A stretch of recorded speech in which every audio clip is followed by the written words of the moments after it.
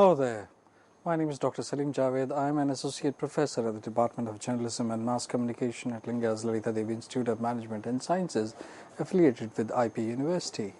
We have been talking about story formats under the title Understanding Cinema. Now, there is one very interesting query which always intrigues me, which says that if there are so many people in the world, why there are not so many writers, why there are not so many novelists, why there are not so many screenplay writers or serial writers or short film writers. One very interesting example of this question is that it's a craft. It's not only about stories, but also about how stories are told. Under the title of story formats, we have been trying to understand what it takes to write stories for different formats, be that film or be that television or cartoon or any other format. Under this story format, we talked about Gustav Freytag's pyramid. Now, if you can see on your screen, this is how a pyramid looks like. But you would say that this is a very skewed pyramid where both the ends are not meeting on the ground. Yes, but still it is called Freytag pyramid because of this. This is what conventionally looks like a pyramid. But this has a very interesting point. If you look at the first picture, it talks about exposition, it talks about rising action, it talks about climax, then falling action and resolution. If it does not matter whether you are a student of cinema or not, but majority of the people know that climax is the part where story ends. And this is what we have been, in normal conversation using the word, "Arey, us film ka climax bahut acha tha." But if you see this pyramid, you realize that climax is the top point. After that top point, there are two more points called falling action and resolution. What are these things called falling action and resolution, and why we as a normal human being or layman understand that the climax is the end of the film, whereas it is just the middle of the structure. Now, when you see this structure, you realize there is a star mark called inciting incident. Now, exposition starts, then you have inciting incident, rising action, climax. As per your and my understanding, that's the end of the film, but story never ends, so you have falling action also, and then you have resolution also, and you can see the same thing in different formats. Now, this is created by Gustav Freytag. Now, who is Gustav Freytag? Gustav Freytag is a prominent German novelist and critic during the 19th century who analyzed plot structures and devised a visual tool known as Freytag pyramid. By constructing a pattern in the shape of a pyramid, which you just saw, Freytag aimed to facilitate the examination of plot structure in a dramatic work or in dramatic works. Now, Freytag pyramid is a narrative framework that delineates the main arc of a drama into 5 discrete segments. Now, commonly referred to as Freytag triangle, this narrative framework is a modified version of traditional 5-act structure that storytellers have employed for countless years, maybe centuries if I could have written in that way also. Gustav Freytag draws extensive from the writings of Aristotle. Now, this is important because here is where we will be talking about 3-act structure, which is basically sometime when we talk about Aristotle, we are definitely talking about 3-act structure. And there is one very important character from past is Horace, prominent figure of the ancient world. Now, if you see this, from Aristotle, we have 3-act structure, and this particular Freytag pyramid is talking about traditional 5-act structure. So, at times when I talk to students, they always say, "Sir, is it 3-act structure or 5-act structure?" I always tell them that the basic, rather the first structure has been Aristotle 3-act structure, where we have beginning, middle and end, as I have discussed it so many times. 5-act structure, yes, there are 2 more things which are basically part of Freytag pyramid, and Horace is also that those two parts have been inspired from Horace writing. Now, Freytag pyramid consists of 5 distinct acts. Okay, we will be talking and explaining during the lecture. Exposition, if you remember, we talked about exposition extensively, and I also told you that do not be worried about a word like exposition, because it's technically about introduction. Then you have rising action, then you have climax, then you have falling action and conclusion, and then you have denouement. Now, denouement is a word which we will be understanding together. Now, contemporary screenwriters, novelists, dramatists continue to employ Freytag pyramid as a foundation framework for constructing a captivating narrative that elicits emotional gratification. So, basically, it is all about how you are trying to say your stories. Look, when I went to Bombay and worked there for some time, I was not into writing at that point of time. So a lot of people said, when I sat in local taxi and everything, so there even the taxiwala has got a story, but he's not a screenplay writer, you know. So it is not like sometimes people say that it's all about stories. Yes, definitely it is all about stories, but everybody's story needs a trained person to be told. Unless you have not put it in a right format. So it's about story, yes, it is always about story, but more than story, it is how it has been written. Now, like if there are millions of people in the world, everybody has got a story, everybody has got inspiring story, but they all are not writers, they all are not novelists, they all are not screenplay writers, or they are not writing advertisement for that matter. So even if you are writing in a newspaper, this is what I will always tell my student, even if you are writing in a newspaper or you are writing for a web portal, there is always a format. You are writing for a cartoon, there is always a format. So it depends basically for which format you are training yourself. Okay, so this is very, very important. So it is always about emotional gratification. Uses and gratification theory, if you remember, you must have studied that as part of your graduation. So it's all about emotional gratification, from where you can draw some inspiration, from where you can be entertained, you can be relaxed, there is a feeling of catharsis, so there are so many emotions out from there.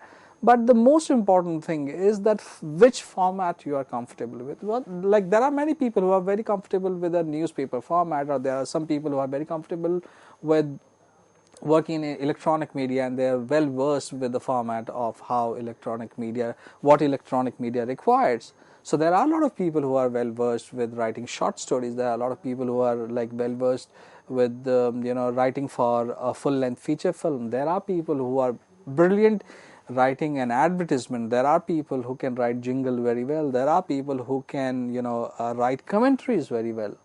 So it is basically for which format are you training yourself. That is the most important thing, and finding that area, that this is the format that I am comfortable with, this is something that I really can do well, is very, very important in terms of becoming a writer, in terms of becoming a director, in terms of becoming any creative head of the department in a film, television, radio, or for that matter advertisement or digital thing. What is your flair? What is your area of expertise? So all these formats that I have been discussing for last, I think, more than now 20 or 25 episodes, it's all about in which specific area you really want to create a niche for yourself. That is the most important thing, and it's all about emotional gratification. Trust me, when it comes to though it is not very very pragmatic statement, that even there is a sort of a gratification when you see news. News is such objective thing. News is absolutely for the sake of information, but even that is where you have the gratification, the emotional gratification, that at least you are ahead of people, your general knowledge is good. So the gratification come in any form. Now, as we said that there are 5 parts in terms of Freytag pyramid, which is exposition, rising action, climax, falling action, or what we call conclusion, and denouement. We talked about exposition in the last episode really well, but for the sake of recap, let's understand it and then proceed further. The narrative has a start at a specific point, and according to Freytag pyramid, this occurs during the exposition phase. Now, to make you understand, this is the beginning of a film. Now, exposition is very fancy word. You may flaunt it, but the real meaning of exposition is introduction. So I am talking about the introduction part of the film. Now, subsequently, a captivating occurrence transpires, instigating the emergence of a conflict that propels the narrative progression. Obviously, you need to have something in the beginning of the film which can attract the attention, which can retain, sustain the interest of people, and then you can keep on unfolding events after events. Now, the exposition of the drama commences in the initial paragraph, especially in Act 1, Scene 1, where the events are potentially presented through a narrative. Now, understanding this is really important. Somewhere I read one very interesting line that when you have a pen and a blank paper, that's the most dangerous thing, because you do not know where to start, how to start, what to write, what not to write. So, writing the first line on that blank piece of paper where you are putting your Act 1 and Scene 1, because that requires to have the idea how you are going to end the film, and when you have the end of the film in your mind and then you start Act 1, Scene 1, that is absolutely in balance with each other. So writing Scene 1, though there are many drafts, drafts after drafts, and final draft, as I always say, and as I always say it, that final draft is a misnomer. That never happens. There is nothing called final draft. You always refine each draft. There is nothing called final draft in the world. There is a software which is called Final Draft, so that exists. But in terms of writing and in terms of having a writer, I'm sure a writer is never being able to say that this is my final draft. There is always a scope of improvement. There is always, like the best example I can give you, the example of Casablanca. The film which is considered as one of the best films in the world across all nations, across all decades. Even the writers of Casablanca, there is a very interesting interview which is available on YouTube if you really can watch it. If the writers of Casablanca, they said, oh no, there is so much to improve. But when you look at Casablanca, you realize, it cannot be better than this. But the writer is saying, no, there is so much to improve. So final draft is always a misnomer. I always, when I talk to my colleagues in terms of writing, I always, when we discuss, they always say that any draft which is liked by the producer, which is liked by the director, is your final draft. Doesn't matter how creatively, how writing-wise you can improve it, because there is no limit to improvement. So final draft is always that draft which is liked by producer, which is liked by director, which is appreciated by your creative team. So technically, in a worldly sense, that becomes your final draft. So that writing first scene is so intense. It's not only that you are not only writing the first scene, you are basically asking your audience to enter in a world where you really want to validate yourself, each scene, each dialogue, each setup, and you want to validate it for your audience. So a blank sheet of paper and a pen, and there is a straight wall in front of you and you are banging your head against that wall, and then you are writing your scene 1, act 1, scene 1. Now the introduction, often known as exposition, that is what I said, that exposition is a very fancy word, but the real meaning of this word exposition is introduction. So do not get confused. You can use this word, okay, what is the exposition of my or your story or my story? So that is a very fancy word for your meetings, talking to, when you are talking to like-minded people, when you are in a group where you are surrounded by like-minded people. That is where you can use exposition in terms of flaunting it. But the meaning of exposition is introduction. When this exposition encompasses both the exposition itself and the exciting force. Now, if you remember, like if you can see on your screen right now, there is a star after the exposition. The star is inciting incident. Now, what is this inciting incident in terms of understanding? Now let's understand. I said exposition, which I said is part of the introduction. The scene introduces the primary characters, not necessarily technically, I'll be explaining it. Establishes the time period and tone and sets the stage for forthcoming exciting force without any significant alteration. Now, understanding this is really important. As I said, that it introduces the primary character. Okay, it introduces a primary character. Please understand, it is not necessary that the main character is also introduced. Maybe he is introduced through other people, So, sometime if it is a story about Ram, okay, so Ram will come only when you establish the setup of his father, mother, the kingdom, the relation between 3 wives and the king, Dashrath. Okay. And then only after when you establish everything logically, then only the entry of Ram is possible. So the primary characters are established in the beginning, but not necessarily the main character. So main character may be introduced by other people, by the primary characters. So you know that he is father of Lord Ram, he is, she is the mother, they are the brothers.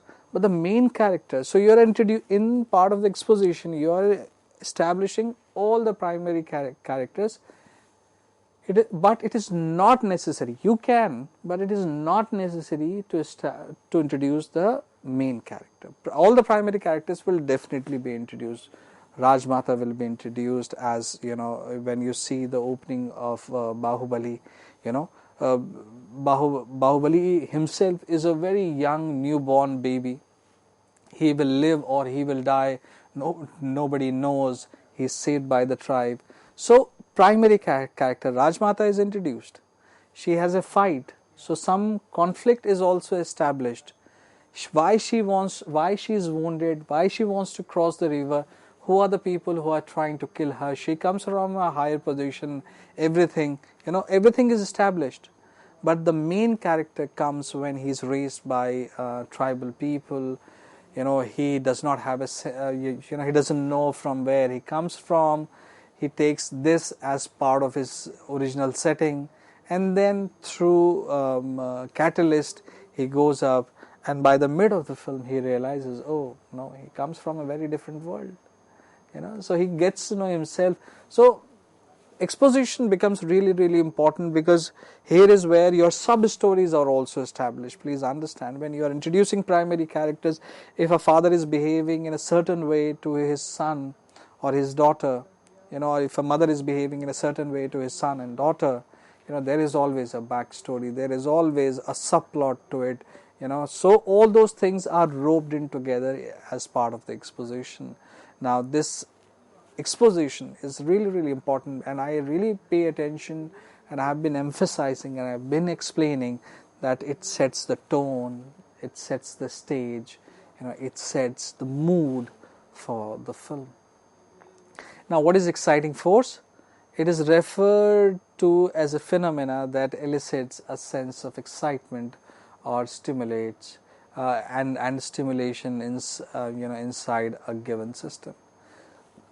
Now, exciting force, your character, okay, you know that Bahubali is the main character of the film Bahubali, that's why the title is Bahubali. But why do you and how do you accept him, or for that matter her also, anyone, if there is a lead lady in a particular film, how do you accept them as the leading figures? There has to be something exciting, there has to be something so establishing that you take them as Nayak or Naika of the stories.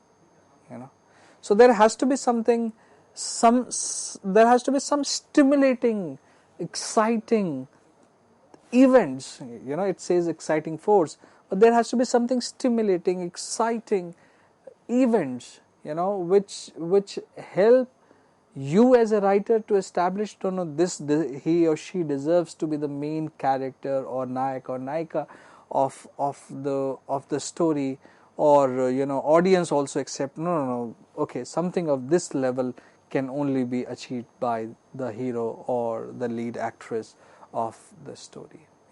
Be that courageous or docile, then the events will be in the same way. Now, Freytag designated this stage as the complication, whereas alternative frameworks refers to it as the inciting incident. During this phase, the protagonist is compelled to take action due to their own volition or an external complication. Now this is understanding this. I always say that if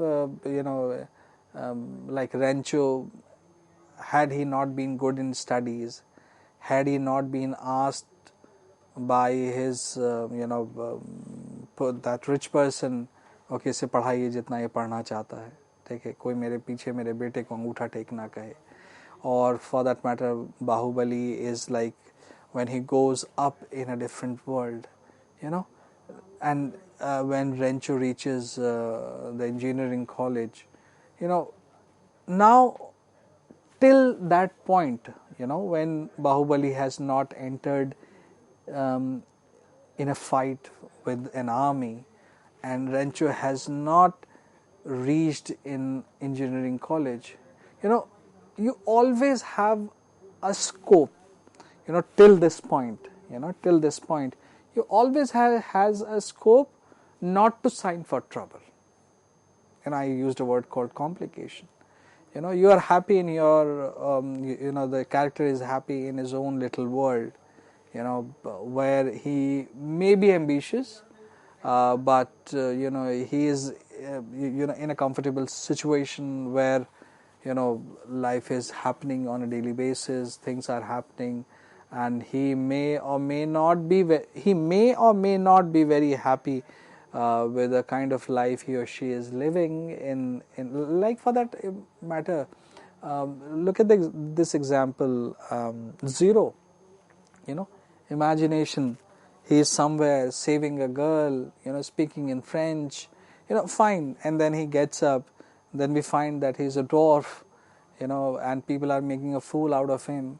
Father is like not very happy about it, but when he decides to do something, so when things become complicated, when he decides to do something, till that point your character has always scope not to do it.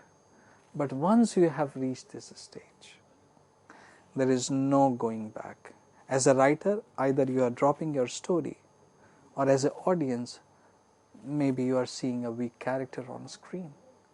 Now, so this, once you have, technically I always say it, once you have signed for this complication, once you have decided to enter in Act 2, where a rising action happens, where through catalyst you come in a world which is very different from the setup, the tone that was set in the beginning of the film. Now there is no going back so if I tell you So as long as Ram is in Ayodhya, it is Act 1. The moment 14 saal ka vanvas starts, that is Act 2. So even sometime when I'll be discussing about this very interesting thing. I really want to discuss the story formats.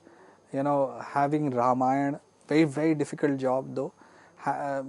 Taking up Ramayana and then finding out Aristotle's 3-act structure or Freytag 5-act structure, or maybe they have taken from us. Maybe that is rather a better explanation that they have taken from us, because I always say about Inception that if you have been hearing stories from your grandparents, you know that you have been hearing the story of Inception since your childhood. I'll be explaining it. Thank you very much.